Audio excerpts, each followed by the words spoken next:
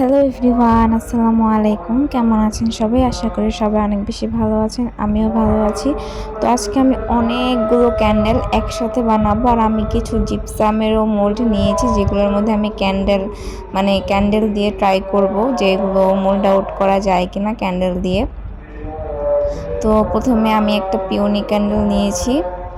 এটার মধ্যে আমি রেড কালার করব। রেডের মধ্যে একটু হালকা কমলা রেড, যেটা কমলা টাইপের একটা রেড সান কালার, একটা এরকম একটা টাইপ কালার করতে চেয়েছিলাম। এরপর এটা প্রসেসিং করতে করতে প্রায় অনেকটা শুকিয়ে গিয়েছিল, শক্ত হয়ে গিয়েছিল। তারপর আমি এটাকে এইভাবে মোল্ডে ঢেলে দিই।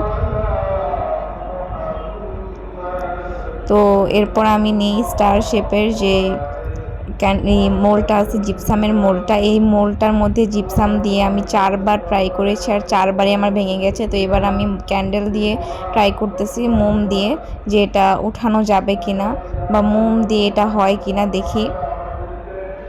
তো এরপর আমি একটা পদ্ম শেপের যে মোলটা ছিল, যেগুলো দিয়ে জিপসাম আমি বানাতাম, তো ওইটার মধ্যেও আমি দিয়ে দিয়েছি।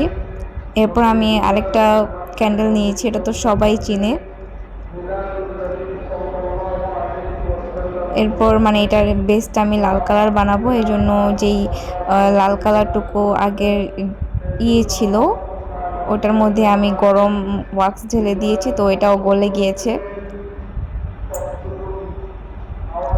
তো এরপর আমি ক্যাটপাও মোলটাও নিয়ে নিই, কারণ আমি দেখতেছিলাম যে মোম যে আমি গলিয়েছি তো একটু বেশি গলানো হয়ে গেছে। তো এই জন্য আমি এখানে ক্যাটপাওয়ের একটা ক্যান্ডেলও বানিয়ে নিচ্ছি। তো এই যে এখানে আমি মোলটার মধ্যে ওয়াক্সটা ঢেলে দিয়েছি, এবার আমি ক্যাট পাও মোলটার মধ্যে ওয়াক্সটা ঢেলে দেবো। তো আজকের ভিডিও এই পর্যন্তই। খুদা হাফেজ।